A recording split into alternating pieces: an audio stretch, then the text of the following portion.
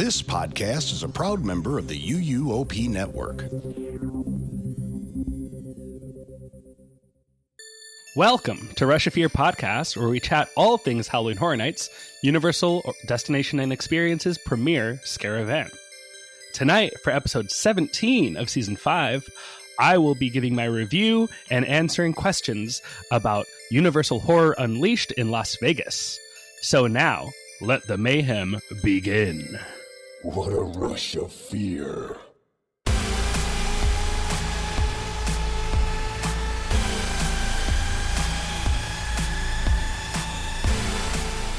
Hey, what's up? Welcome, everybody. I am here. My name is Kenneth. I'm your host for today, and I have been to the other side of the country to visit Universal Horror Unleashed in Las Vegas. And Yay! Oh, who's that? Who was that? It's just my friends, Michelle and Maddy.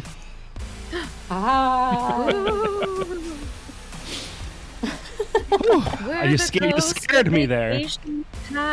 Sorry. Must have been all that time you spent at Horrors Unleashed. Got you a little jumpy. Yeah, horror. Yeah. I mean, I had a very scare-centric Las Vegas vacation because not only did we do Horror Unleashed, but we also did escape rooms based on It and Saw. Oh. And those were very scary and very good. But yeah, and we went to like a horror themed pizza place called Sliced that had black crust. Ooh. Yeah, we did all sorts of spooky stuff. Love it. Very fun. But yes, today we're not here to talk about all that stuff. You can hear about all that other stuff on Big Dumb Stuff, my other podcast. But today we are focused on the reason that we went to Las Vegas at all, and that is Universal Horror Unleashed. Yeah, I mean, I guess just an overview. We've talked about it on the show in the past whenever there were updates, but in case you've never listened to us before and you're checking us out to hear about this experience, this is a brand new year-round permanent haunt installation by Universal from the people who make Halloween Horror Nights. This is a new thing that is in Las Vegas. You can visit it all year round and get your Halloween Horror Nights fill during the times of year when Halloween Horror Nights is not happening. So yes, it features 4 haunted houses. It features an open, I guess you could call it a scare zone, but it's kind of just the areas that are in between the haunted houses, how you get from place to place. Multiple bars and restaurants, a show. So yeah, it kind of has everything that Halloween Horror Nights has, but just kind of in this tiny little bite-sized package packed into one building. There are pros, there are cons, there are thoughts, and I'm here to answer all your questions and talk about it. So instead of me just kind of going on end, why don't you ask me some questions and I'll answer what we have. But this is going to be my review, my experience of what my thoughts are on this new experience. There's also another location opening in about 2 years in Chicago. So we'll also talk about what I think can be brought over from this experience, or what I would like to see changed in that second location. But yeah, I'm ready to talk all about this. I went 2 days ago as of recording. We landed back in Orlando last night at about 10:30, and here we are the next day talking all about Horror Unleashed. I know, we pounced real fast. I know. Like, hey, Kenneth, we know you just got back from vacation, but back to work. What better time to do a podcast? Yeah. So it's at what's the place called? Area 51 or 15? Area 15. Yeah, okay. And we did spend 2 days at Area 15. So we went on Thursday to Omega Mart, which is a Meow Wolf installation, which was super, super cool. Almost basically impossible to describe what it is. But that was the original headline attraction for Area 15. And then they added a second district or zone. It's like Zone 2 of Area 15. And the headliner for Zone 2 is Horror Unleashed. There is a tram that runs between the two zones, and it's called the the ground inter-district transport, I think is what it stands for. But it feels like you're in like the parking lot for Magic Kingdom or something. Like you're taking this little tram over to the other side. And then as soon as you get out of the parking garage drop-off area and you walk towards the District 2 of Area 15, you walk through this big A archway, which is like the logo for Area 15. And at the far end, you see this huge, creepy looking warehouse that says Universal Horror Unleashed, huge on the side of the building. And that is where you see everybody's pictures, like right in the front there. They have the logo twice, once like at the door and a bigger one on the building, like right next to the door. So you can see from all over, like, oh, that's what that is. Okay. Dang. And I hear that it's like purposely meant to look just very dilapidated and unassuming from the outside, but a little bit dark and like abandoned. Yeah. And it does kind of look that way. Like there's no... The entrance, I mean, I've heard the creators talk about how the entrance is meant to be like part of the experience is like finding how to get into the building. It's not hard to find how to get into the building. You just walk towards the sign, but there is no like big box office outside. There's no like grand entrance. It's kind of just like you wander into this building and it's like, am I supposed to go this way? Like, that's cool. That is so cool. And then like you go through security and then inside after security is a little box office window. So it's, I think one of the biggest things that I had to like adjust in my thinking of it is like with Universal so far, our only experiences with Universal are theme parks. And this is the first Universal destination and experience. Like the reason they had to change the name from Parks and Resorts to Destinations and Experiences is because this is not a theme park. This is a new kind of offering, a new type of venue that Universal is putting its name on and presenting to the world, that is distinctly not a theme park. So all the bells and whistles, the big grand entrance, the turnstiles, all of that you have come to expect at a theme park, that's not this. This is more... We did a lot of attractions in Vegas, and it felt very much in line with those kinds of things. So it felt equally like, oh, this is a Vegas. This is I don't know, like Universal parks are built around like you go and that's what you do. That's your trip is like you visit Universal or you visit the theme parks and whatever. But like your stay is built around doing that. And this, I think, is meant to be part of your overall Vegas visit, like and for anybody that's like never been to Vegas, or even those who do probably will agree with me, but Vegas, like you just said, it's like a trip full of a lot of little like small experiences. So whereas like a theme park is a destination and you go to Universal now as a week-long destination, but you're going on a Universal vacation and you're doing roller coasters and theme, like it's all kind of similar stuff. Whereas Vegas has like a million different tiny things you can do. Right. And your day might be packed and like with, it's so different stuff. Like it's crazy. Yeah. So like a day in Vegas might comprise like 2 to 4 or 5 different things that you might do. And like this can be one of them. Now, that being said, did we spend a full 7 hours in there? Yes, we did. I don't think that's meant to be the experience for the average person. My group, we were not your average Vegas visitor who is like, oh, let's check this thing out, see what this is. Like, no, we came here to do this, to see every inch of this and experience everything that this thing has to offer. We came from Orlando to Las Vegas just to see this new Universal thing. And anyone who we mentioned that to that worked at this Horror Unleashed, they were like, you came all the way from Orlando for this? We're like, yeah, this is our favorite thing. And Halloween Horror Night starts next week. And we're just packing our August with Universal Halloween, I love it. We're crazy, in other words. Yes. But yeah, so the entrance is very unassuming. No big box office. You just walk in, walk around the corner into this dark warehouse, and immediately it's like creepy in there. Cool. And like you haven't even really gotten in. So this was the second week of this attraction being open. Yeah. Yes, it opened on Thursday the 14th, and we were there Friday the 22nd. So it was just over a week of operation that we were there. Okay. Crowd wise, what was that like? It varied. So we got in again around 3:00, like between 3 and 3:30 we entered, and crowds were light. Then once we got later on in the night, like around 7-8 p.m., it got pretty busy.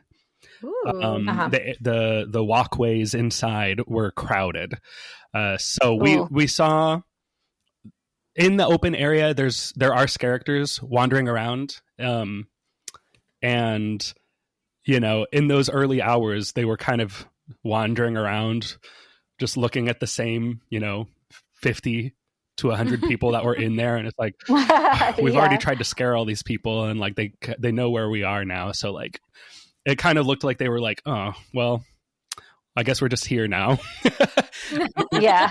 As it got busier and as more people started to show up, then like the scares started ramping back up, and we would, pull off to the side, stand up against a wall, and watch some of our favorite characters that were in there really, really go for it and get some really solid scares as people are walking from place to place in there.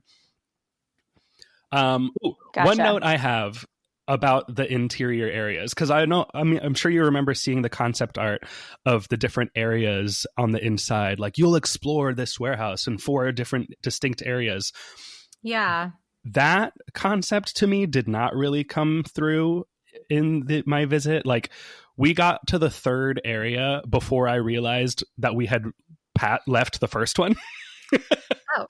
Oh. So like each area has one of the house entrances in it. And like the first one is dead storage, and immediately you walk in, and on the right is the original Phantom of the Opera set that was was kept up from the original filming of the set. Was thought to be haunted. They left that soundstage up for years and years, like almost 100 years. And then they tore that soundstage down to build Super Nintendo World in Universal Studios Hollywood. And they moved that Phantom of the Opera set to Horror Unleashed in Las Vegas. So it is in there on display. They also have displayed a miniature of the Sphinx that was used in filming the 1999 Brendan Fraser Mummy. So like that area is the whole theme of the warehouse is like a film warehouse where like they send used and like discarded props and set pieces to go there and be there.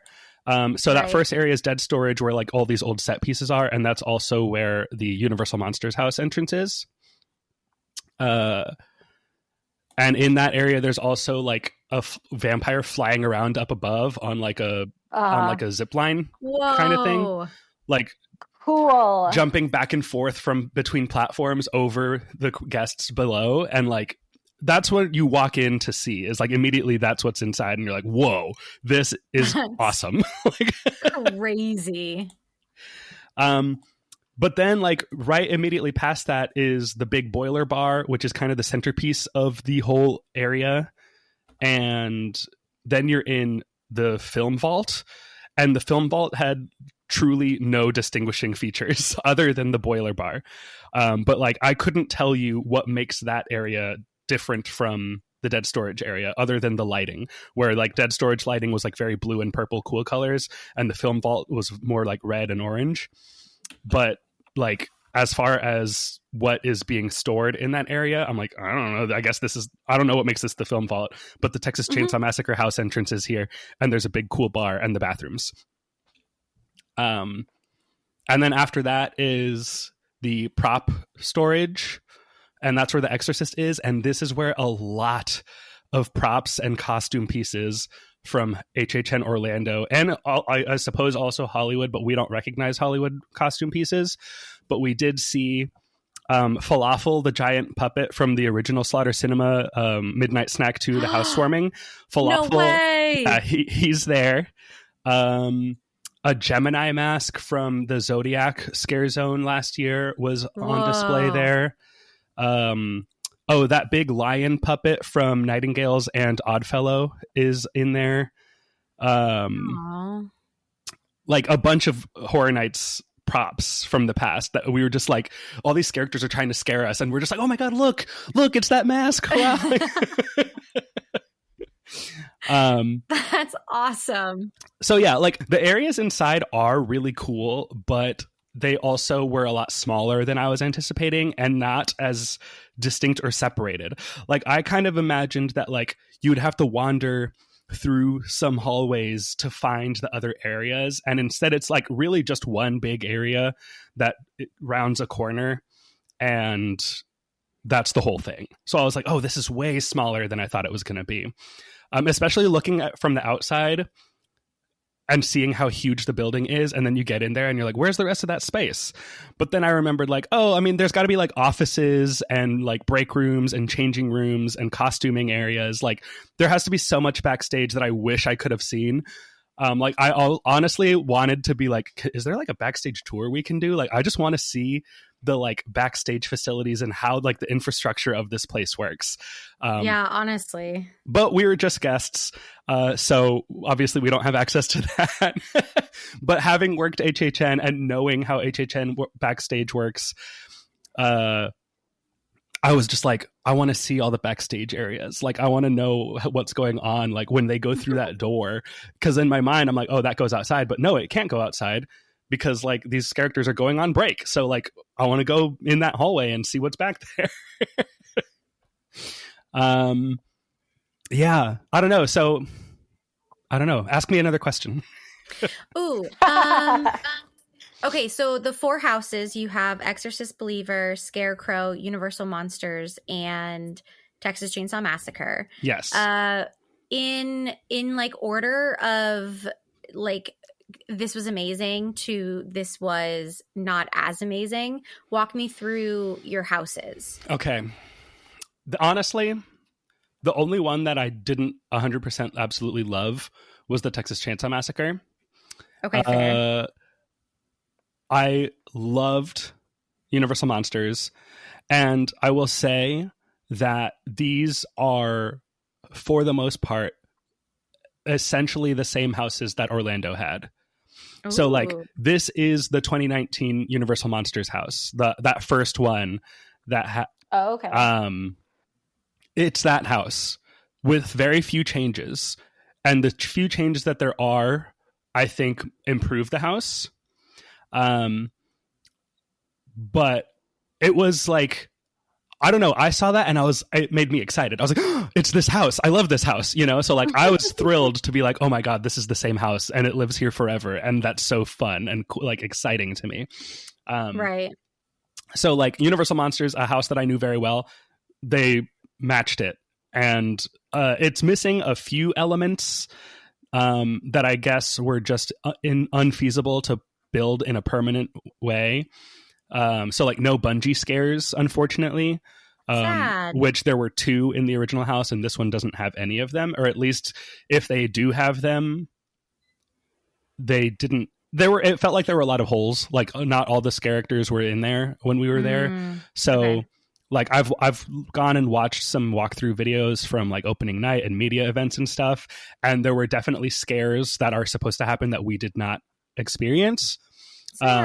So, you know, that's luck of the draw. The same goes for Halloween Horror Nights. You know, like you might miss things that are supposed to be there, and it's just kind of the nature of the beast. But yeah, Universal Monsters was incredible. Scarecrow the Reaping, incredible. That's a house that I only got to experience one time in 2017 because that was a year that I was working at Halloween Horror Nights and I did not really have many nights off, and that line was always so long. I only got to do it once. So from my memory, it is very similar, but I think there are some key differences. Mainly, it is less claustrophobic than the original house was, which I think is a drawback to this version, but yeah, because it was creepy as hell. You couldn't get away from those damn scarecrows. Yeah. Fair. But it was still incredible. Like, I got out of that house and I was like, wow. Awesome. I loved that. And then Exorcist Believer is like straight up literally the exact same house that we had, just built more permanently, and I think modified a little bit to closer match what the movie is. Because if you'll remember, our house in Orlando was opened and closed before the movie released. So when you went and saw the movie, you were like, hey, what happened to that? Like, that was in the house and it's not even in the movie. This one, I think they adjusted those things to actually reflect the movie more accurately. So that was cool to see. And so, like, probably my favorite, I can't decide whether Scarecrow or Monsters were my favorite, but then Exorcist Believer was right behind them, and then Texas Chainsaw at the bottom. Texas Chainsaw felt like a mix between the 2016 house and the whatever 2021 or 2 house. It was 2021, that house that we had in Orlando. It felt like it had elements from both, and they kind of did like the best parts of both of those houses. Which the finale of that 2016 house had Sally running and jumping out the window. And it looks, that scene is in this house, but Sally wasn't there, so we didn't get to see it. No. So that was a drawback for me, but that was just our experience, because like we walked through that room and I was like kind of slowed down walking to see if it would happen. And Leatherface ran out, but Sally wasn't there. And I was like, oh, she's not here. Dang. Okay, well, at least I know it's here and it does happen. You know, it's just we didn't get to see it. Were you able to go through each house more than once, or did you just keep it to once? That's what I was going to ask. Okay, so there are 2, I mean, really 3, but 2 of them are the same ticket types. So there's a standard ticket, which allows you to enter each house one time, and then there's a Nevada residence discounted version of that same ticket, and then there's an unlimited ticket where you can do each house as many times as you want, and that's the one we did. We got the unlimited ticket. So nice. We did Scarecrow the Reaping twice, and we did the rest of them 3 times. And we wanted to do Scarecrow a 3rd time, but the house was closed for the evening when we went to do it again. So, because unlike Halloween Horror Nights, where they have 2 casts for each house that just go back and forth, so it's continuously running, there is only 1 cast for each house. So each house closes for 15 minutes per hour for those characters to have a break. So they do 45-minute sets with a 15 off each hour. So that is so interesting. It is. And you would think that with that break structure, they would cycle each house like a different 15 minutes. But there was one point where like only 1 house was actually open and the rest of them were closed for their break. And I was like, why would you do that? Like, why wouldn't you make sure that there's only 1 house closed at a time? Well, were there enough people that there were conga lines, or did they just send your party through? Did you already say that? And I didn't say that. The houses are pulsed. Ooh. Okay. There is no conga line. But then they can stop the line and take a break. They can. And I'm guessing that it must have been, that's a thing where like, it's like closing a line for a meet and greet character. You know, like we know that we have to be done with this at X time, and we have this much of a line, so you have to kind of guess like, okay, let's close it now, because it seems like when we finish this line it'll be time for the set to be over. And so what I'm guessing happened there is they misjudged those times for closing the lines, and then their breaks ended up lining up instead of being offset. So I don't know. There's probably a solution to that. It's early in the run of this thing, so hopefully they get better at those breaks. We'll see. Now, how long on average do you think you waited for a house? I mean, never longer than 10 minutes, I don't think. Whoa, ooh, that's awesome. That's and crazy. I should say that these houses, the queues for them are equally impressive and built up as the actual house themselves. So like, really? Whoa. Yeah. So like what would otherwise probably be the facade of a house in these is actually the queue. So Dang. At the entrance of each house, you have to scan your ticket, because if you only have the 1 entry, it'll scan it and then you can't do that again. for our case, they scanned it to confirm that we have the unlimited ticket. So you scan that right at the little turnstile, and they have like little, pop-up stanchions for outside that in case there's a line that comes out the entrance. Right. Or it's like the line to scan your ticket. But then you go in through the like marquee entrance, and you are in a themed environment, which like for the Monsters House is like a Van Helsing crypt.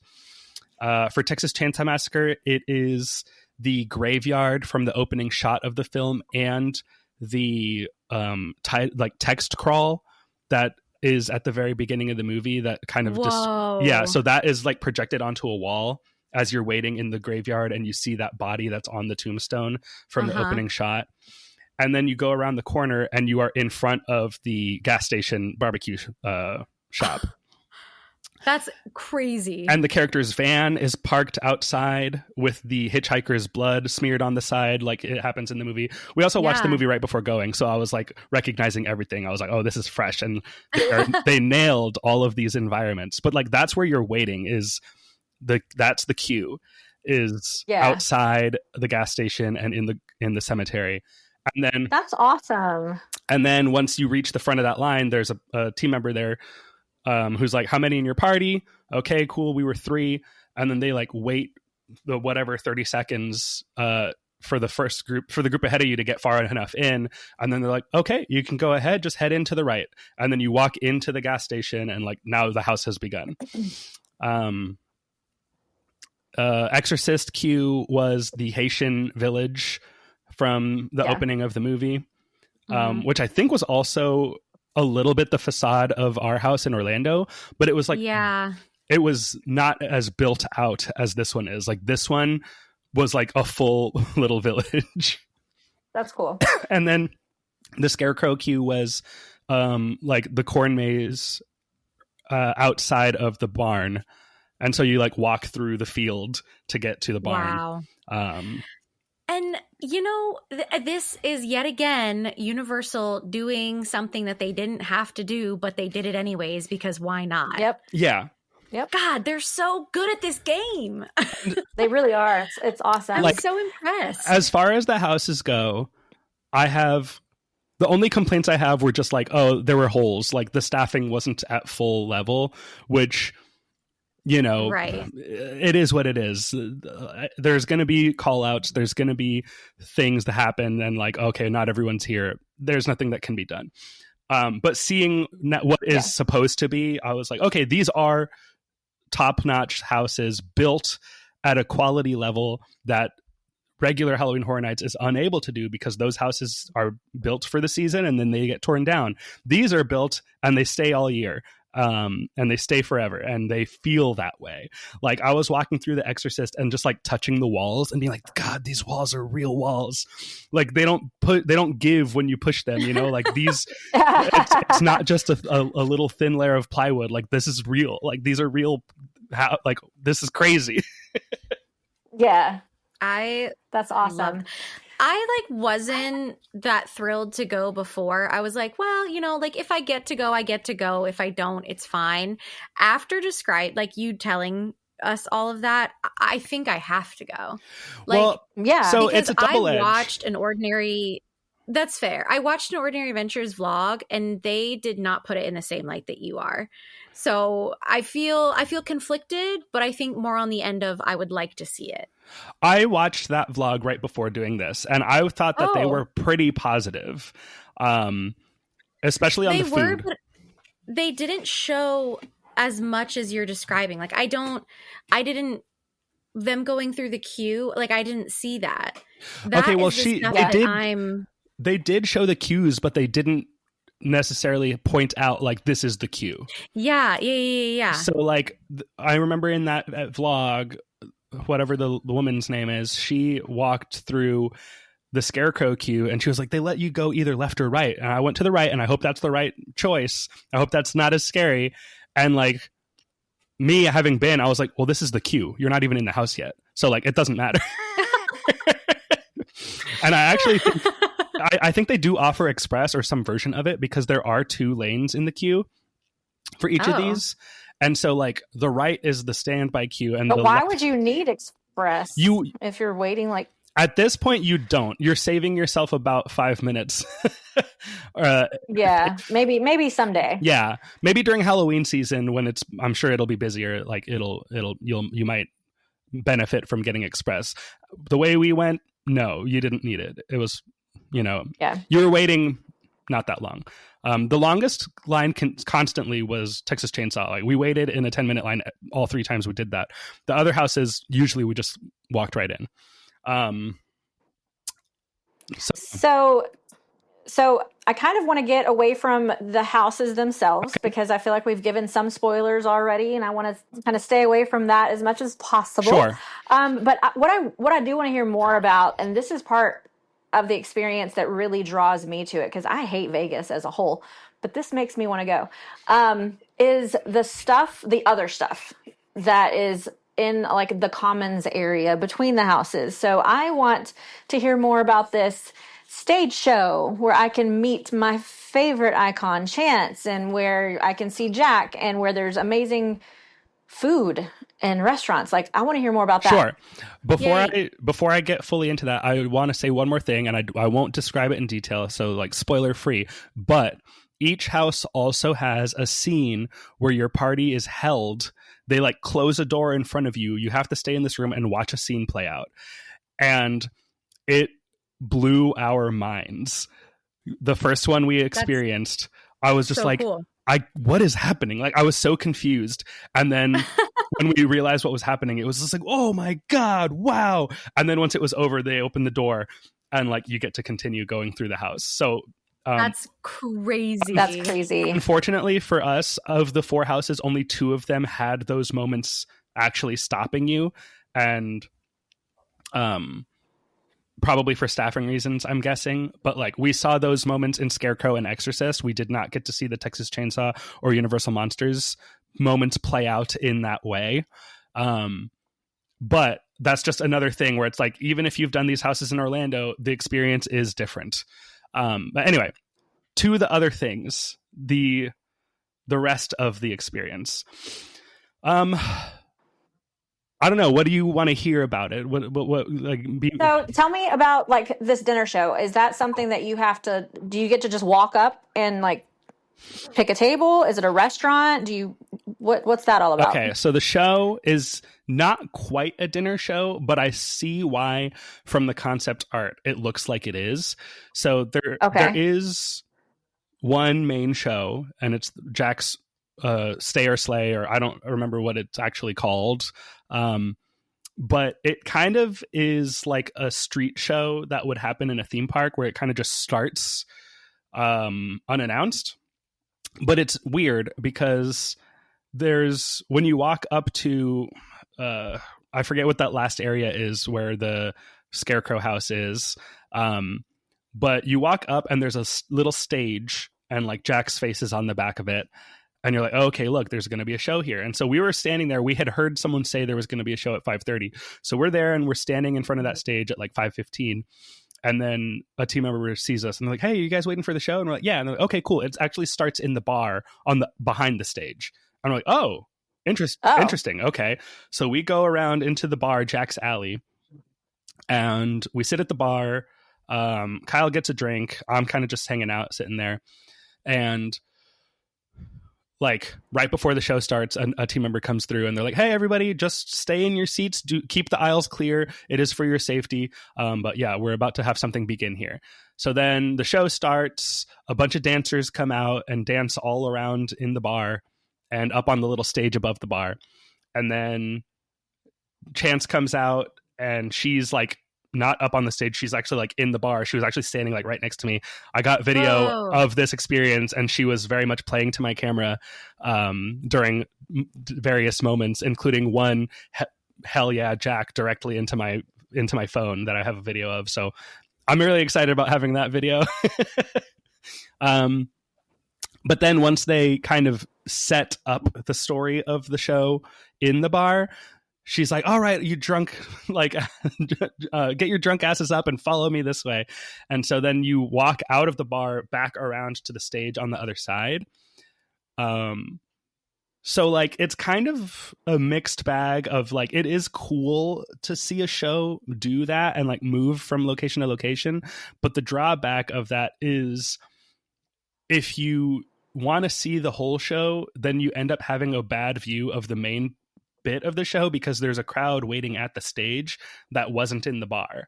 So you either get a good view of the second one and only hear the first part, or you are involved in the first part, but then you're in the back of the crowd for the main part. So I kind of, it's kind of like, it's a cool idea, but in practice, I wish that it wasn't moving because I would rather just have a good spot for the show and see the whole thing. So it's not really a dinner show because it doesn't happen in a restaurant. Like it's in the bar and then you leave the bar to see the stage. So it's weird. And then the show itself felt like a mini version of like Jack's Carnival. And when I say mini, I mean like way shrunk down. There's a bunch of dancers, feels very Nightmare Fuel on the dance side, and then feels very basically like Jack and Chance have captured two Vegas circus performers and they're making them perform to save their own lives. And then they pick audience members to participate in this game called Slay or Stay, where they get to vote whether this performance has let this person spare their own life. And of course, the answer is always Slay, and they end up killing them. But so like, yeah, you get around to the stage, you see each performer do their act one at a time. And then they do a big dance finale where they both are doing their act again and all the dancers are dancing. And then at the end they vote Stay or Slay and they kill everybody. And then the show's over. So I was like, it's small scale. It's cool. But it's also like, I wanted a bigger show personally. That's fair. Okay. I would say if you're coming to this, the show is an additive experience. Definitely don't come so that you can see this Jack and Chance show. That's not the main event. That's not the main attraction. The coolest part of it is that when the show is over, Jack and Chance come back out for a meet and greet and get pictures with them. That's awesome. Oh. But yeah, it was interesting. It was cool, but I would have rather... Well, one, I wanted to see a show where like you actually go into a theater instead of it happening just like out in the open area. I mean, and you can do both. You can have open area shows that are happening, but then also have like a headliner show that's in a theater, you know? And then I would have wanted it to feel more like the full Carnival of Carnage that happened on the stage out on Hollywood in 2007 and 2015. Okay. Was that the one that happened over by Horror Makeup Show? Yeah, like on that. Now? Okay. Yeah, where the crepe stand is. Yes, right there. Got it. That's interesting. I feel like in the marketing and like the concept of it, it was like more of a focal point. And like, who's to say it's not going to turn into one? Like maybe this is just the stepping off point for what they could do in the future. Like depending on how popular it is. Yeah. But at least Jack and Chance are there. I think that was such a cool, such a cool pull for them to do because they're so Orlando focused. Like Jack and Chance are Orlando icons, you know, like, Jack had 1 year like being out in Hollywood, but that community has their own kind of like icons that they like, Hollywood Harry and the Crows and the Chainsaw Clowns, like those are their icons. These are ours. But it's nice that we're kind of sharing the wealth and expanding that HH and Orlando lore across the country. I think that's so neat. Yeah. And it's weird because like when Jack shows up, he's like, Jack is back.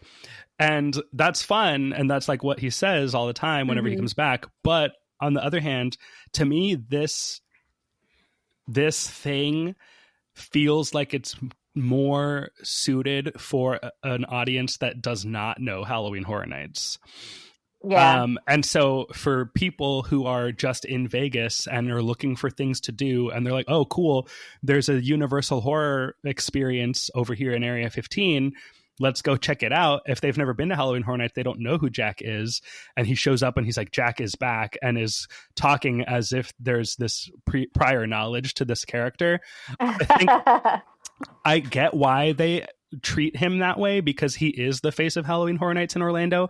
But like, this is not in Orlando. This is in Las Vegas, and it's going to have a different audience. You know, I don't know how many HHN Orlando diehards and regulars are going to make this trip to go see this.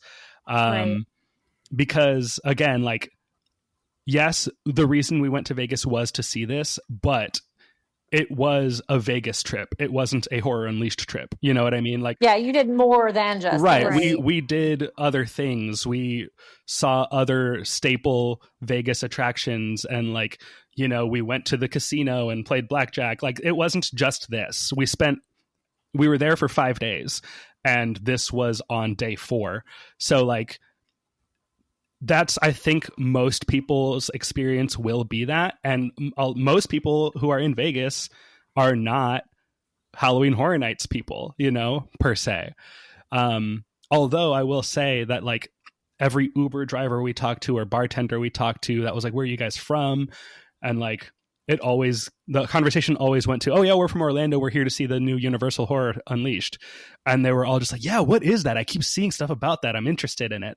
So like, we were trying to explain what it was without having experienced it. But we were just like, it's haunted houses and like themed restaurants and stuff. Like, if you like being scared and you like Texas Chainsaw Massacre or Exorcist, like, you know, we would recommend checking it out, but we haven't been yet. So, and now after going, it's like, if you're a local or a regular visitor of Halloween Horror Nights in Orlando and you've seen these haunted houses, I would say you should go if you want to see those houses again, or if you want to see like what a permanent Halloween Horror Nights house looks like. But I would say, like, if Halloween Horror Nights Orlando is your home haunt, this does not feel, it isn't to that level. Like, it is a bite-sized little taste of what Halloween Horror Nights is. I think it's a good introduction to a Universal haunted house for people who haven't experienced that.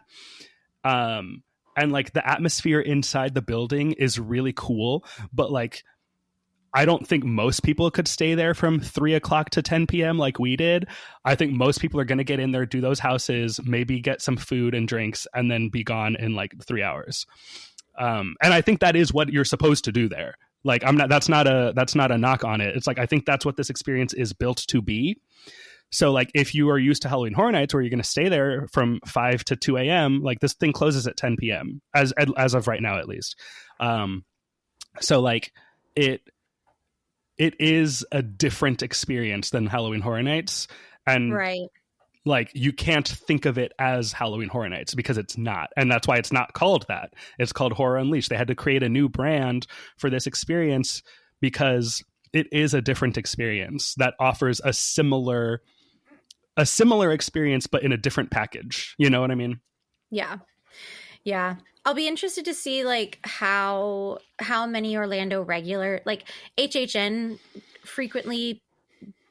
people who frequently go to HHN, how many times they will go out to visit Horrors Unleashed while it is still the same iteration that it is now. Like, you know, like, you went out now, or like, would you go back in a year and do it again just for fun, even though nothing has changed? Or would you want to wait, you know, like 5 years out when they eventually cycle something else in there?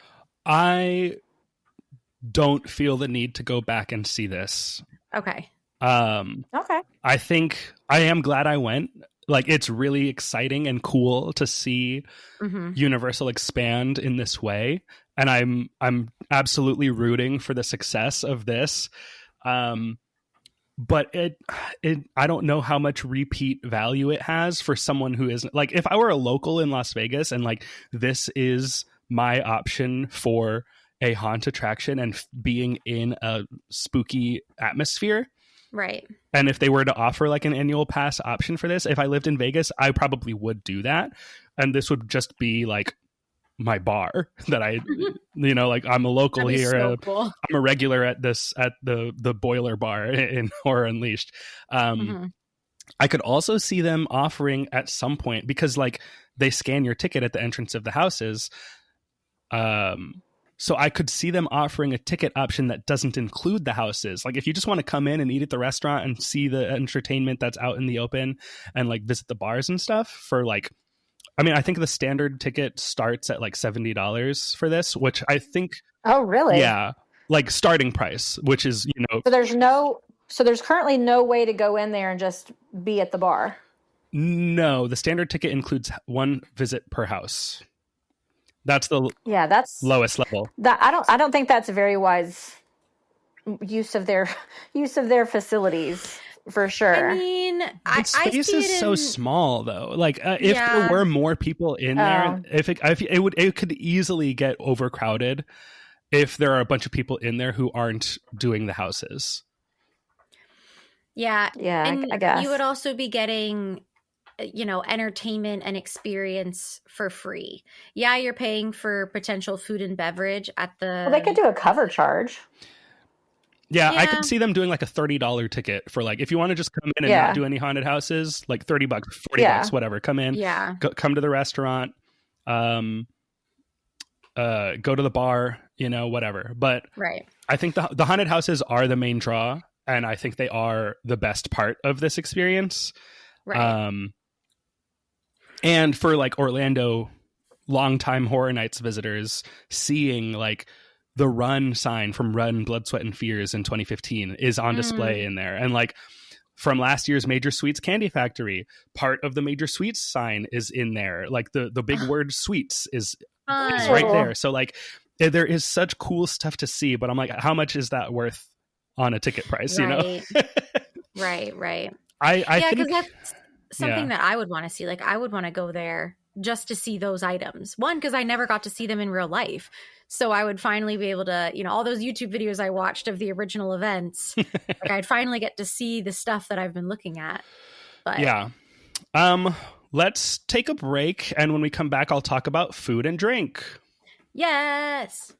I wish to go to Universal.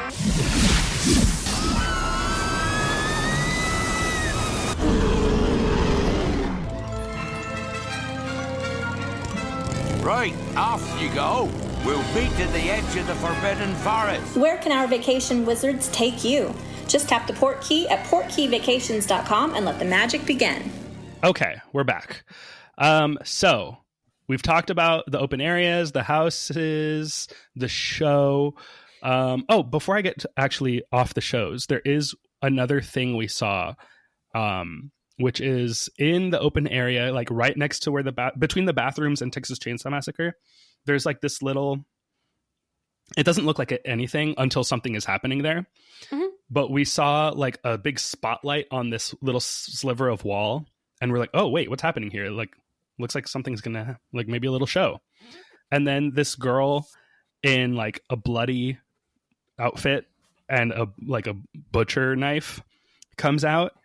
And she starts doing this dance, and she's tap dancing. What?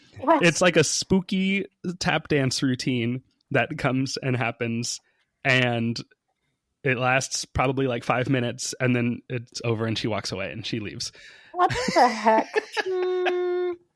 Sure. Hey, why not? All right. That's famous, baby. Yeah, in my mind, I was like, you know what? Good for this tap dancer that she's got a job in Vegas as a performer, like doing tap dance. Like, awesome. Good for her. And I mean, there was a crowd watching because it's like, oh, look, a thing is happening. And we watched it, though. We watched the whole thing. And I was like, this is interesting. You know, this is the kind of thing you would not see at Horror Nights. Like this small little bonus experience of a tap dancing bloody butcher girl. Weird. But yeah, love it. It was cool. I mean, it was cool. And I'm sure that space is like, it could support literally any infinite number of small acts could happen there. Even on one of the videos I watched from opening day, I saw a different act happening there. So I was like, okay, cool. Like you could put anything there. You could put a small close up magic. You can put tap dancing. You can put like a bone breaker if you wanted to. Like anything, you could put anything right there. So like it is cool that there's this small little showcase spot for like a one person act that can happen. Or I'm sure like they could even rotate the people that are in the Jack show, the victims that are performing in that, like they could probably go to that spot too if you want to put somebody new in that show. So like there's a lot of flexibility, I think, with the shows and the entertainment outside of the houses and characters. So like it could be fresh for if people do want to keep coming back. It's like, ooh, look, a new thing is happening here I've never seen before. Or like there's the hula hoop guy is gone from the Jack show and now there's an aerialist or what who knows what. The hula hoop guy. Yeah. That's so funny. Oh my goodness. All right. Well, let's talk food and drink. Okay. So there are 3 bars. I've already talked about 2 of them. There's the Boiler Bar, which is the first one we went to. That's like kind of right when you walk in, right straight ahead. There's a big boiler in the middle of it, and in talking to the different characters that are in the open area, they talk about the boiler and how like there's like a weird energy emanating from it, and it sometimes feels like it's alive, and like every few minutes it does like kind of light up and start like fog and mist start like shooting out of it, and it's like loud and like big, and you're like, whoa, what's going on? Like it's really cool. Like the atmosphere in there is so cool and fun. Like that's why we were able to hang out there for 7 hours, was because it was like, I just like being in here. There's not that much there's not that much to do other than drink and eat, but like I just love a good dark atmosphere. And going through haunted houses with this amount of air conditioning, and none of the houses have any outdoor facing doors, so the cold air just stays in. Like we walked through and I was like, this has got to be the most comfortable scaring job in the world. Yeah. Right? Because like I was cold in the Universal Monsters house the whole time, because I was like, we're just inside. You don't walk out of this house and go into the humidity, like, or in Vegas, the dry heat, which is somehow more oppressive. I had no idea. The humidity, we got back to Orlando and felt the humidity, and I was like, oh my God, thank God. This feels like home. Oh, that's funny. Was the food, wait, so there's 1 bar. You said it's a small space, though. Why do they need 3 bars? Okay, so yeah, there's the bar in the entrance area. Then in the back, there's Jack's Alley, which is another bar. They all seemingly have the same drink menu, from what we could tell. So I got a Blood Moon Blonde beer at the Boiler Bar, which was very good. Kyle got the Bloodsucker, which let me see if I have a picture of the menu, so I can describe these better. Hold on. Here are the menus. Oh, wait, those are the food menus. I don't have the drink menus. Dang it. Okay. Well, anyway, he got the Blood Sucker, which tasted a lot like what you would find at like your Blinky Cup drinks. Yum. And then in the back, like where the Jack show starts, is Jack's Alley, which feels like you're in like a carnival setting. And there Kyle got a Jack's Juice, which also tastes a lot like a that sounds naughty. I mean, really? I saw someone say it tasted like the ghoul juice from Horror Nights. Oh my gosh. Ghoul juice has, I think that one was my favorite. Yeah, it's good. Okay, here's the Jack's Alley bar. One they brought back for 2 years.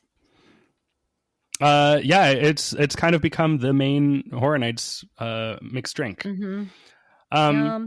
So here we go. Jack's Juice is Mount Gay rum, Ball's cherry brandy, Peashab's aromatic bitters, lime, simple syrup, and mango nectar. And then the Bloodsucker is Sonrisa Platino rum, Marie Brizard blackberry liqueur, lime juice, simple syrup, and ginger beer. I didn't get any cocktails. I just got my beer, and it was very good. Craft House Blood Moon Blonde. That one was delicious. So those are the bars. And then there's a third bar that's actually in the full service restaurant, which there are 2 places you can eat. There's like a quick service walk up window called Rough Cuts, which we did not eat at. But it does have a menu that looked good. I wanted to try things from there, but we were only trying to buy food once because this was the end of our Vegas trip. So, maybe it would have been smarter. You were broke. Yes, exactly. Let's just put it out there. We went to the casino the night before, and yeah. Oh, no. Didn't do so well, huh? No. Damn. But the Rough Cuts looked good. There's a cherry Coke charred rib that looks really good. And then there's like a shoulder handheld sandwich, which is torta al pastor, marinated pork shoulder, pineapple, avocado, lettuce, and pickled onions, and like a little hoagie roll. This place looked good, but we didn't eat there because we wanted to go to the full service restaurant, which is Premier House, which is right next to Jack's Alley Bar. And actually, when the Jack's show is happening, they open. There's like those big garage doors that you see at like outdoor patios on restaurants. They have them at like even at like NBC Sports Grill at City Walk. So like there's 3 of those at the front of the restaurant, and the middle one is always open because that's the entrance. But the side ones on either side are closed most of the time. But when Jack's show is happening, they open them so that everyone inside can watch the show happening right outside. So that is cool. And in that way, it's kind of a dinner show. And the show did happen again while we were in there eating, but we like didn't really watch it because we were eating and we had already seen it. But we could have watched it from right there, and that's cool that you can do that. But yeah, we went to Premier House, and this restaurant is weird. Do tell. So we walk by it and we see this big empty room, and I'm like, what the heck is that? What's in here? So we walk up, and like inside you can see there's a big projector screen that when we first saw it was playing like clips of Blumhouse movies. Oh. And under that screen is a giant Blumhouse logo. So like this whole restaurant is Blumhouse themed. Maybe that's why it's called Premier House.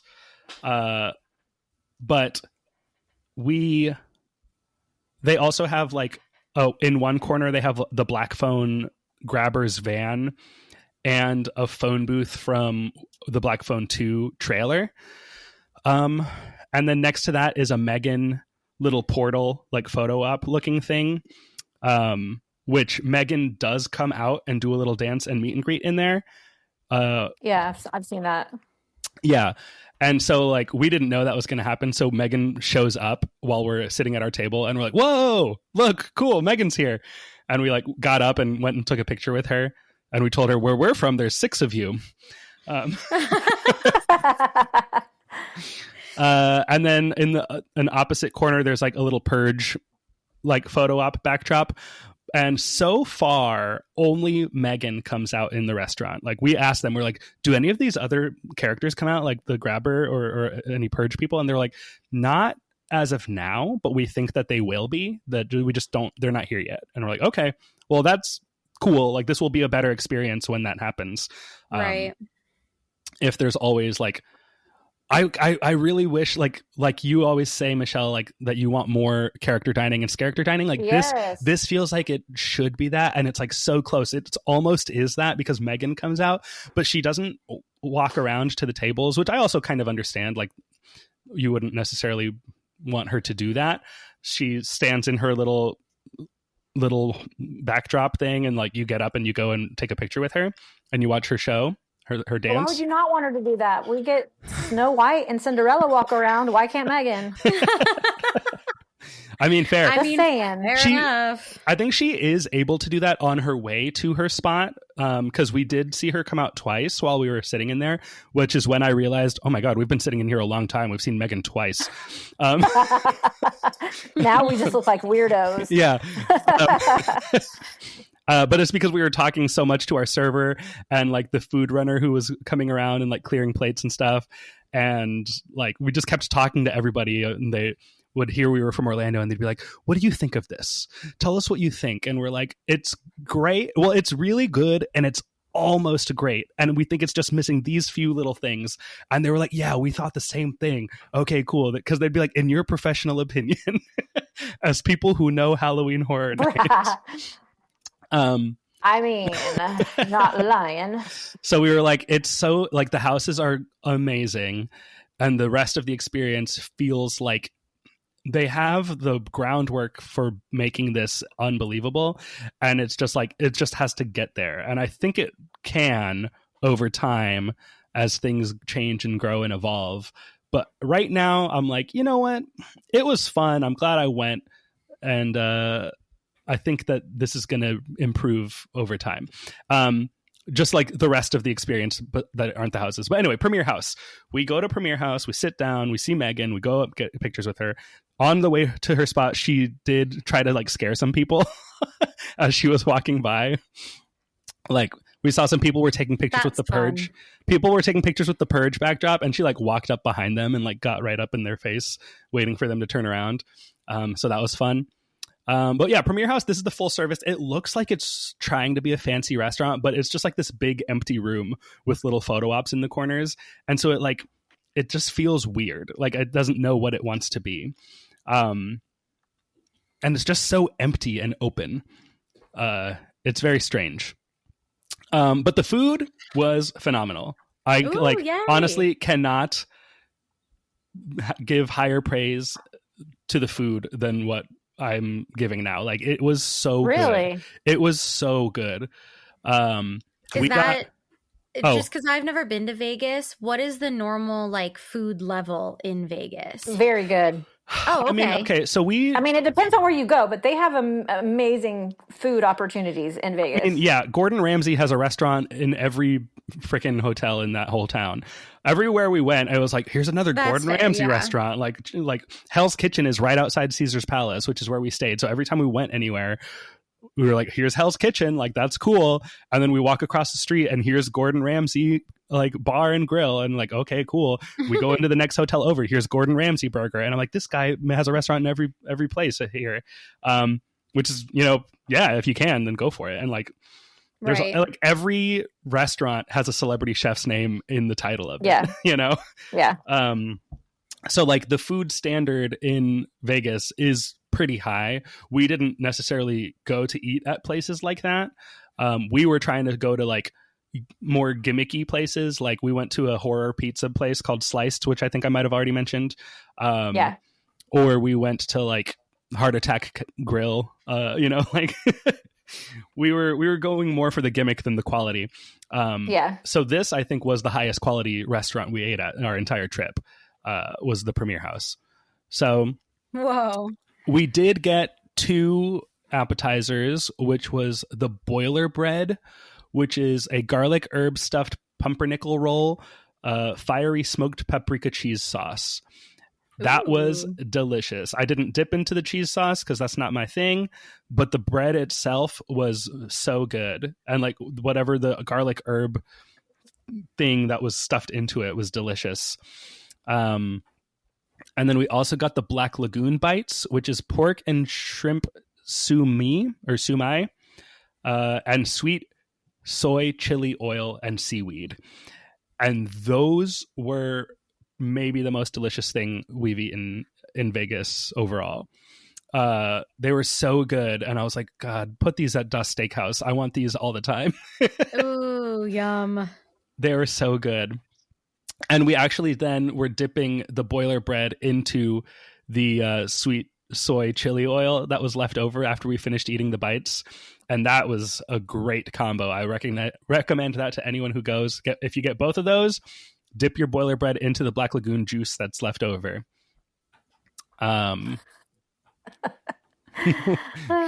It's not something you ever expect anybody to ever say. No. That's all. What a weird job we have. Yeah. I know.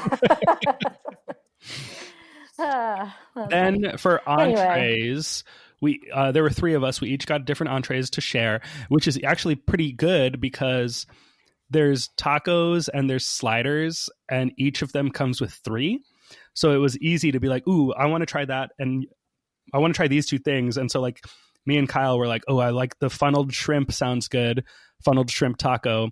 And then like I was like, these brisket sliders sound good. So we each got one and like traded a taco for a slider. So the funneled shrimp tacos are funnel cake fried shrimp with cabbage slaw and chili aioli. So good. Delicious. Yum. Funnel cake fried shrimp. I was like, that sounds awesome. And it was really, really interesting, unique flavor I'd never had before. And I would love to see, each of these things, I was just like, this is truly like an elevated HHN food offering. You know, like you think of the food at Horror Nights and how good it is. And it's like, and now imagine they make a full service restaurant of that stuff. Yes, please. And it was like, that's what this is. I was like, this is so good. Because the lines at the stupid food trucks at HHN are the bane of my existence. Just give me a damn restaurant, please. And then Caitlin. You can't buy an express pass for the food lines. And if I could, I would. That's fair. Then Caitlin, which is Kyle's girlfriend, she got the popcorn chicken tacos, which is honey sriracha popcorn chicken, pico de gallo, sour cream, bacon popcorn, and onions. I did not try this, but she said that they were really good. And Kyle tried it as well, and they both had good things to say about this. But I didn't trade her for a taco because I wanted 2 of my sliders. How stingy of you. And then there's some flatbreads. We didn't get any of the flatbreads, but they all looked really good. We were interested in the Texas Chainsaw, which is a sausage, pepperoni, mozzarella cheese, and spicy tomato sauce on a flatbread that has like the edges kind of cut up to look like a chainsaw, which is very fun.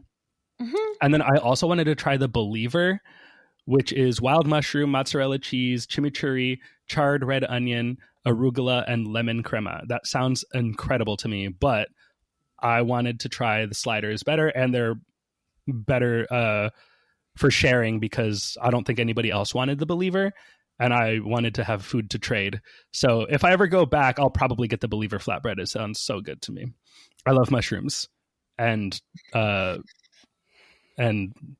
chimichurri, and that lemon crema sounds interesting. So yeah, I want to go back and get that. I wonder if it looks green. I wonder if it looks like she puked on it. Ew. You know they love to do stuff like that with Horror Nights food. They do, but gross. But I got the sliders, the brisket burger sliders, which is candied bacon, Swiss cheese, and crispy onions on a brisket slider. There's 3 of them. 2 of them are black buns, and 1 of them is a red bun with Jack the Clown kind of like stamped into the bun. That's so goofy. I love it. And they were so good. They were so good. And the black buns did their normal thing.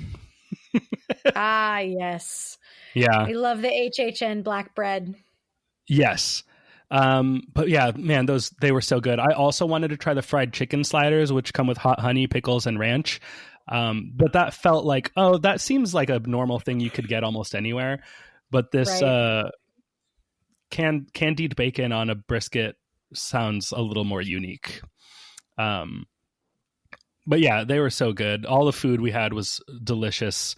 I was like, this is what a fancy Horror Nights restaurant would be. It's so good. I just wish that there were like more like entree size, because all of these are more like small plates. So like this menu didn't feel like it couldn't have been a quick service, you know? Right. Yeah. like I wanted like give me like an actual entree, like I don't know, like the kind of stuff you have in Das Steakhouse. That feels more like this is a full meal than any of these things. So like, yes, this was our dinner, but then like when we got out of there and went back to the hotel, I was like, I'm kind of still hungry, but I didn't want to get anything else that night because we, had a whole other day the next day. Yeah, that's fair. So you kind of mentioned talking about the broiler at the bar, but there's like walk around characters that are not a part of the show or the house. What do they have storylines? Like, what is their experience? They do have storylines that you would only know if you go up and you talk to them, which of course we did. And I didn't get any videos. Every time we were talking to one of them, I was like, I kind of wish I was getting a video of this, but I also don't want to like have just like a phone up in their face as we're talking to them. Like, I want to be more engaged in the conversation, I don't want to be an annoying, like doing it for the content, a word I hate. Yeah. So I'm not going to be able to remember necessarily every single thing that they talked about, but I know we talked to immediately as we walked in on the bottom level of the Phantom of the Opera set, there was a vampire queen. And she had like a familiar and like a second in command, like bodyguard guy who almost looked like one of the hunters in The Burning Blade. But he looked kind of like that, but he wasn't. We actually met a couple from the DC area that were walking up to the entrance around the same time that we were. And one of them was wearing a Curse of the Werewolf shirt. And so I was like, and we like took each other's pictures in front of the thing. So I was like, hey, Curse of the Werewolf, nice. And she was like, yeah, have you been to Epic? We're like, yeah, we're from Orlando. We got to visit a bunch of times. And they were like, oh, wow, cool. We're from DC, but we'll be at Horror Nights opening night next week. And we were like, cool, we'll see you there. Whoa. See you there too. But then like, because we were from Orlando, they kept asking us all these questions of like, hey, what do you think of this? Or like, so they were like, do you think that guy actually is one of the hunters, one of the howlers? And I was like, I don't think it is. Because if he was, I think he'd be trying to kill that vampire. And unless he's been turned to a familiar, but like, I don't know. We might have to ask him. And then we never saw him again to ask him about that. But it is fun because like, so that little vampire group is there at the Phantom of the Opera set. And then there's the vampire that flies away from the second floor of that set. And she's flying around overhead. Then there was this doctor. I didn't catch her actual name. She just said we could call her the doctor. And she's almost like a Frankenstein type character, like Frankenstein's Dr. Frankenstein. And she was talking about like how humans are never meant to stay this way and evolution equals change. And so she is experimenting on creating these new creatures. And one of her creatures is there, and it's like this big praying mantis man with like praying mantis claws and like a bug head, but he's like a very tall man. And he was cool. We took a picture with him. So we talked to her a little bit, and she was like, I don't know, her whole energy was very funny to me because she was like, like a very like smug doctor, like very proud of her work. She's like, yes, my creations are quite magnificent, aren't they? And we're like, yes, they are. Good job. Then around the corner, there was a character named Marcus Shaw. And this, to me, was the character that I was most excited to talk to because we kept walking by him and he's this older man with a beard. And I was like, what's this guy's deal? What's he doing? He's holding a clipboard. Let's go talk to him. So we go and we're like, hi there. How are you? What is your business here? What are you doing? And he was like, well, I'm part of the Legendary Truth, the collective. Yeah. Oh. I feel like I just like sleeper agent woke up. I was like, wait a second. Say that again. Run that by me one more time. Yeah. So he was like, yes, we are a paranormal investigation group. And what we are doing here is making sure that the things that are happening in this warehouse stay contained in this warehouse. We cannot let any of this get out. And we were like, oh, yes, you're right. That's important. And I was like, we're actually familiar with the Legendary Truth and Boris Schuster. And he, sleeper agent, kind of picked up when I said that name. He was like, oh, yes, Boris Schuster, we're still looking for him. He's still missing. And we're like, oh my gosh, wow. And he's like, but his daughter is around here somewhere. What? He's like, I think she's gone right now, but she pokes around from time to time. And I was like, his daughter is here? And he was like, yes, she's around here somewhere, from time to time. And I was like, how would we know if we see her? How can we identify her? She's the tap dancing girl. He was like, she'll be wearing a green jacket. And we were like, okay, we're on the lookout. And then we never saw a girl in a green jacket. So I think she just like wasn't there that day. But I was like, oh my God, Boris Schuster's daughter is here. So we just like wanted to keep walking up to different characters and being like, hey, is your dad Boris Schuster? Hey, who's your dad? We want to know.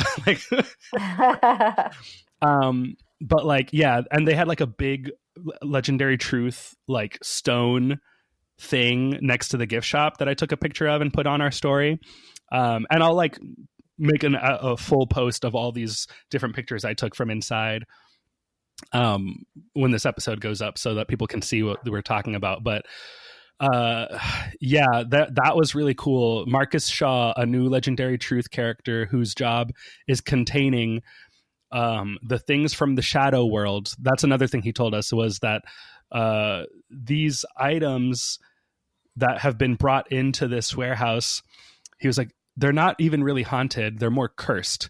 And their presence here and their presence together has created like more paranormal energy, which has opened rifts into this parallel dimension called the shadow world. And that's what these creatures that are here have come through those rifts from the shadow world. And so the Legendary Truth is keeping the shadow world contained into this warehouse that is Horror Unleashed. That's crazy. And that story that you would not get unless you talk to this character.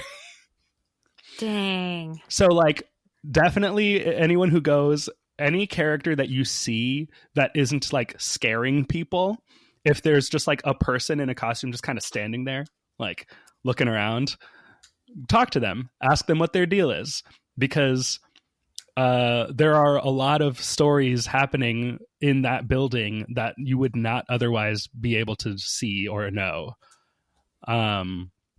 And then there was this other one in the like shipping and handling or whatever location. I don't remember what her name was, but she was like in the shipping clerk. And she was like, yeah, a lot of weird stuff comes in through here. And she was like, ever since I started working here in 1920, whatever. And we were like, whoa, okay. So she's like a immortal or like traveled through time or I don't know what. But she had so much to say that we couldn't circle back to ask her about that, because she was talking about everything that was being brought in and like, and she was funny too. She had like a real casual attitude. She was like, yeah, I'm in charge of everything that comes in this place. And yeah, some of it's gotten a little out of hand. And we're like, yeah, I would say so. Fun.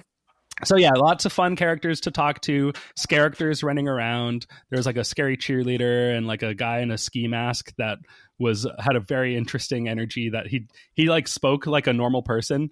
Like we were taking a picture in front of something and he was standing nearby and I was like, hey, what's that guy's deal? Who's that? And he comes over and he's like, oh, I'm just looking for people to kill. Oh, okay. And I was like, oh, sure, yeah. And then he like puts his foot next to mine to compare shoe sizes. And he's like, yeah, it looks like we might be the same size. Oh, I might be back for you. And I was like, all right, see you later.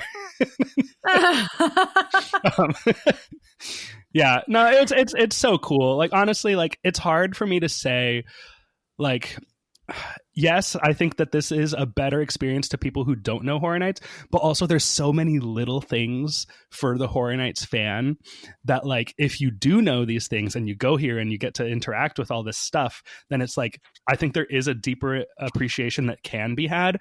But then the flip side of that coin is like, it's such a small experience that like, you're going to want more. And like, it makes you just want to go to actual Halloween Horror Nights. You know what I mean?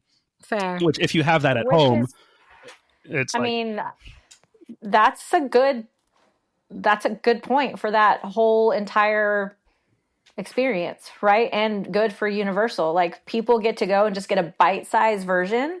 Like those, like you said, this is really for something that aren't necessarily the fanatics. So all these people that go to Vegas decide to go do something fun, they get a bite-sized version, and now they're like, damn, this is like a full-blown event. Yeah. What?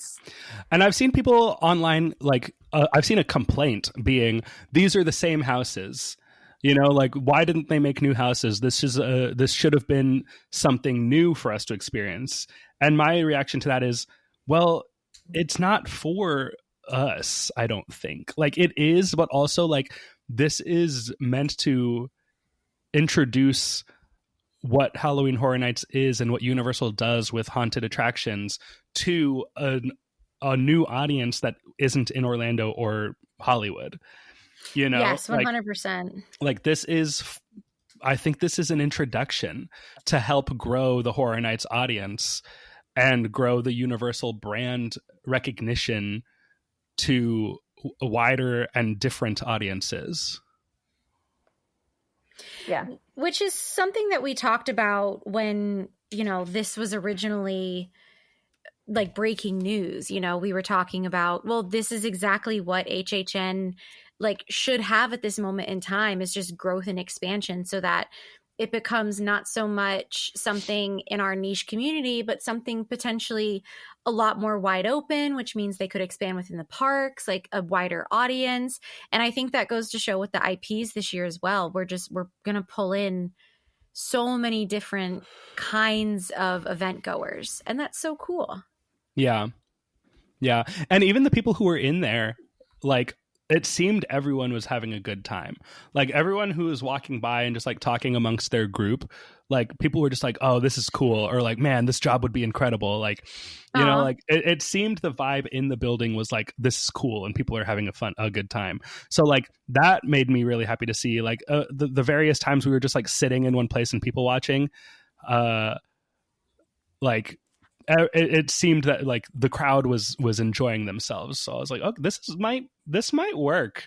I think this might be a hit. Like, I think people just don't know what it is yet. You know, like people in Vegas don't know what it is yet, but like, hopefully the word of mouth is positive enough that it gets other people interested in like checking it out. And like, it can, again, grow and evolve over time. And like the, whatever issues there are operationally, or just like feels like elements are missing, like those things can be added or adjusted. So like I think that this is, as a brand new thing, I was like, there's promise here. I don't know, I can't necessarily recommend that like everyone from Orlando needs to rush over there and see it right now, but like if you are in Vegas, I think that this is worth seeing. I think that the price for single house admission might be more worth it than the unlimited. It just depends on, you know, how much do you want to be able to see these houses multiple times. Right. I think the single admission price is reasonable. The unlimited price that we paid, I think, was too much for what our experience was. But then again, we spent the full day in there, so I don't know what more you could like do to get your money's worth of that ticket price. You know what I mean? Yeah. Open to close. Right. That's why we picked, there's two entry, like when you buy a ticket, there's like a specific entry window, like time. Mm-hmm. And for the unlimited tickets, there's two entry times. There's 3:00 and 7:00. And I was like, if we're going to get that unlimited ticket, we better be there at the 3:00 one. And right. Like the day that we went specifically that day because the 3:00 was available, and only the 7:00 was available the other day that we could have been able to go. So I was like, no, we got to go for the 3:00. If we're going to spend this much money, like $140 or whatever to go in there, we better spend the whole day in there. Right. And I think that was such a good, like, first experience with it too, you know, really being able to see absolutely everything as much as possible. Yeah. We saw the show like basically multiple times. We saw every character. Like they must have been sick of us by the end of the night. Like me and that cheerleader would walk by and just be like, "Hey, what's up?" Like by the end of the night, like, "Hey, me again." Yeah. Hey. That's so fun though. I love it. They're just like, okay, yeah, that's gonna be me on premium. That's gonna be me on premium stream night. Like, hey guys, me again. Sorry. Is this my 10th time through the Terrifier house? Yes, it is. Mind your But yeah, business. it was really cool, and I'm also really interested. This is a thought I had because I got 2 souvenirs from there, and I got Michelle 2 souvenirs as well. I got Michelle the plushes of Jack and Chance, which are so cute. Yay! And then I also got myself a Horror Unleashed hat, which I actually got the last one that was in stock. Like, we just happened to like check out the store. We're like, let's see what the store looks like before we go through the houses. And I find this Horror Unleashed hat, and I was like, this is the hat I want. And I was like, I'm going to buy it on the way out. So let me go put it where it belongs, because where I found it was with all the Texas Chainsaw hats. So I was like, let me go find the rest of these and I'll put it where it goes. And I'm walking around the whole store and I don't see a section for this hat. And I was like, I go up to the register and I was like, where does this go? I can't find like the rest of these. And they were like, if you don't see any, that's probably the last one. Like, if that's the one you found, that's it. And I was like, I'm buying this right now because I don't want to leave here without this hat. Right. So I was carrying that hat around the entire day. And then on the way out, I also got the Horror Unleashed poker chip. Ooh. Which was $7, and it is a poker chip with the Horror Unleashed logo on it, and it looks just like whatever poker chips you would use in the casinos. And that made me think, I wonder if each location will have a specific item exclusive to that location, you know, and like themed to that location, because like obviously in Vegas it's a poker chip, like of course it is. So then I was like, the Chicago location, what could there be, like the unique Chicago item that is so specific to Chicago? I was like, is there going to be a Horror Unleashed hot dog or or a Horror Unleashed bean, you know, like and I can't wait to see what it is, like what will there be. But yeah, I got this poker chip and I'm looking at it and I like it a lot, and I don't know what I'm going to do with it or where it will be displayed, or if I even want to take it off of the like packaging card that it comes on, because I kind of like this little package as a display piece. Yeah. That's so fun. Yeah, and the Horror Unleashed hat does not say Las Vegas on it, so I was like, hey, cool, now I don't have to buy a hat in Chicago. Hey, great. Nice. Yeah, the merchandise looks pretty cool. All of the Jack and Chance merchandise is so interesting. And even the Horror Unleashed like branded merchandise looks really, really good. Yeah. But also my other thought on multiple locations was like, well, one, yes, Jack and Chance are the face of Halloween Horror Nights and the face of the Universal Horror brand, outside of the classic monsters, you know? Right. But one, I was like, this is Vegas. Why isn't Lady Luck here? Like, I feel like she should have been the face of this experience. And yes, she's not as marketable as Jack and Chance, but like, she should also be here. She's not here. Like, why? Where is she? Why isn't she here? She should have been with them. Oh, that would have been so cool. And then my other thought is, I wonder if each location will be home to a different icon. Like, are Jack and Chance going to be in Chicago, or will Chicago be like the caretaker? Or, you know, like, I kind of love the idea of like each one of these is presented by a different icon that is like the permanent home of that icon. You know what I mean? Like, that would be so cool. Like, I feel like caretaker makes sense in Chicago to me as like of the icons. Like, I feel like he fits there. Yeah. And like, that would be so cool to me if like, I feel like it would increase the incentive to visit all of them. Right. If you're going to see a different icon at each one. Like, if Jack is at all of them, one, I understand why they would want him to be at all of them. But two, I'm like, I've seen Jack in Vegas. I've seen Jack in Orlando. I want to see somebody else in Chicago. And that would be really cool. That'd be a cool HHN lore pull. Right. You know? Yeah, you can build the lore even further in each location in different ways with different characters. Obviously, I think Legendary Truth should be at all of them. Yes. But yeah, just that opportunity for each icon to get a spotlight and like build these characters in the like public consciousness even more. Right. And then go ahead.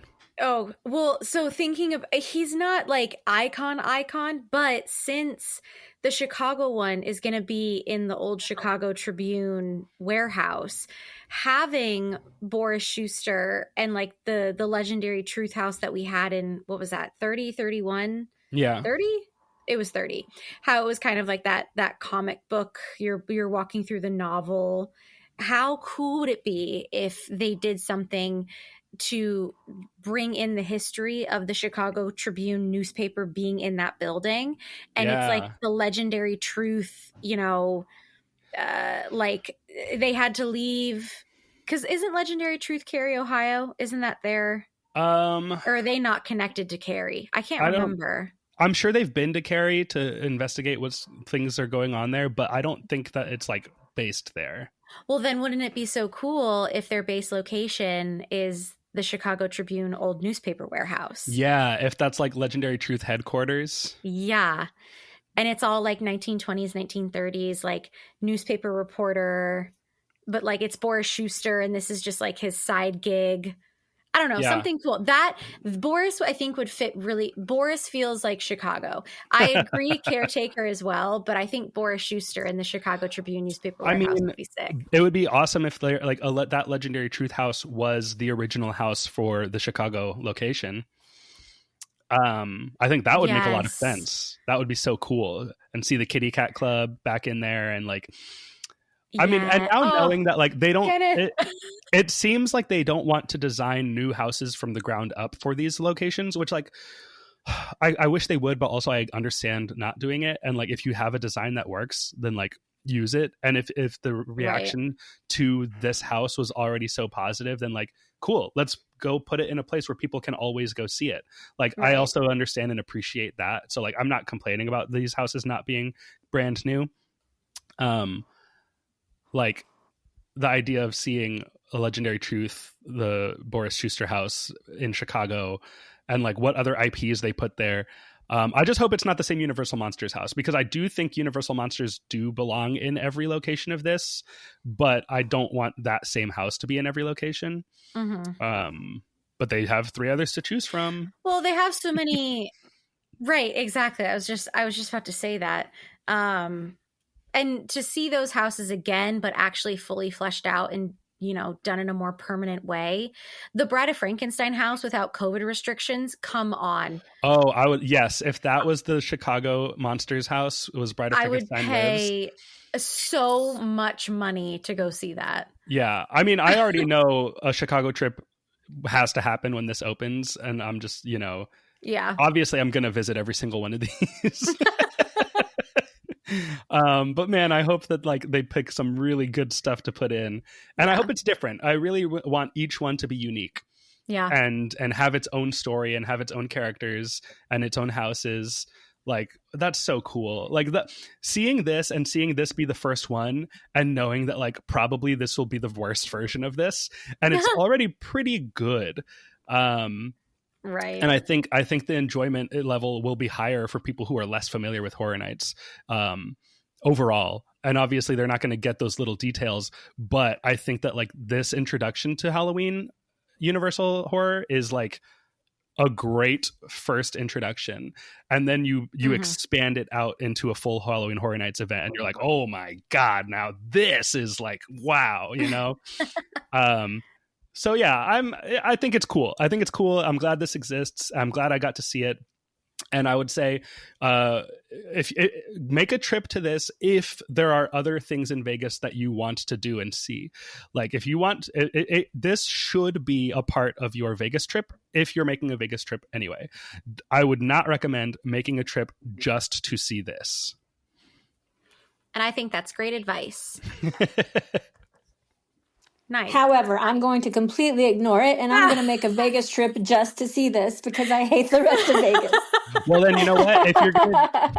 If you're gonna do that, I would say also do the It and Saw escape rooms, which are, I think, what the Great Movie escape rooms in City Walk should be, because they were also high throughput.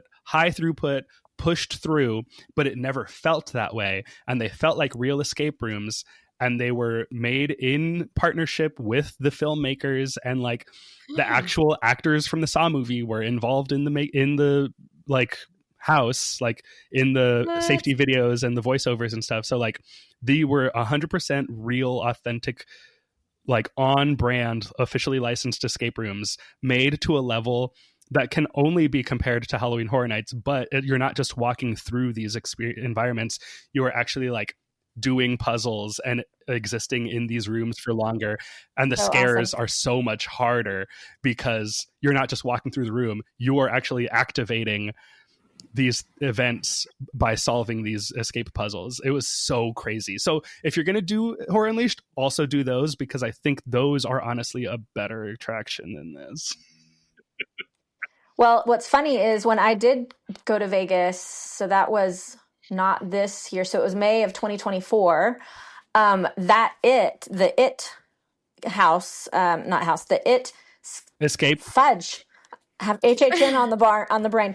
The It escape room was on my itinerary, and I ended up canceling and not going. It was so good.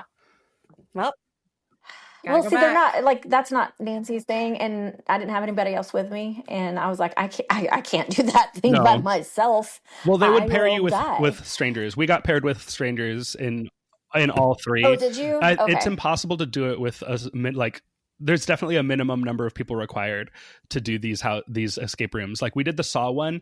The Saw one, I don't think can be done with fewer than 5 people. Same with the It Part 2. Probably 5 is the minimum for any of them. Oh, wow. Like they will pair you with strangers, because there's 3 of us. So they paired us with a dad and daughter for It Part 2. And like there were certain puzzles where like it actually required 5 people to do. And I was like, how would anyone do this without this many people? Like, I don't think you can. I don't think they would let you try. A lot of the house, like the local escape rooms that we have around where I live, and the one that I did in Greece, which we need to put on the list of things to talk about, is some things I experienced in Greece that were horror related. But they tend to just book us with our own party, quite often. So I don't think I've ever done an escape room with strangers. The Saw one with strangers made a lot of sense because in the Saw movies, the people that are in those traps usually don't know each other. Are strangers, so I was like, this feels appropriate. Hello, nice to meet you. We're going to be traumatized together. Yeah. Anyway, that's Horror Unleashed. If you have any other questions, and ask them now, but I think we've covered about everything and more. Yeah, that was, I feel so fully informed. That was the best. I loved it. And I really want to go. Yeah. Like, genuinely, I would consider making a trip out to Vegas, and I've never really thought that before. So, yeah. Well, if you want to hear more about other Vegas things and the actual like full play-by-play of our whole day here at Horror Unleashed, definitely listen to our episodes about all our Vegas stuff on Big Dumb Stuff, because we're going to talk about this and everything else we did in detail. Yeah, we're and I think we're recording those episodes right after this, so I'm talking a lot today. Gotta hydrate. Yeah, but yeah, I think that will do it for this episode. So thank you for listening, and we hope to see you soon in the fog. Until next time, for more content, be sure to check out our Facebook page at facebook.com/RushOfFear and follow us on Instagram and Twitter at RushOfFearPod. Yeah. For more general Universal Orlando Resort news, check out our friends and UUOP Network hosts over at the unofficial Universal Orlando podcast. Also, be sure to check out the rest of the UUOP network. That includes the Theme Park Duo, Portkey Passport, the Taste of Universal podcast, the unofficial Universal Great Britain podcast, and Big Dumb Stuff. Woohoo! Thanks for listening, everybody. Yes, the podcast has come to an end. Now get out. Bye! See you later.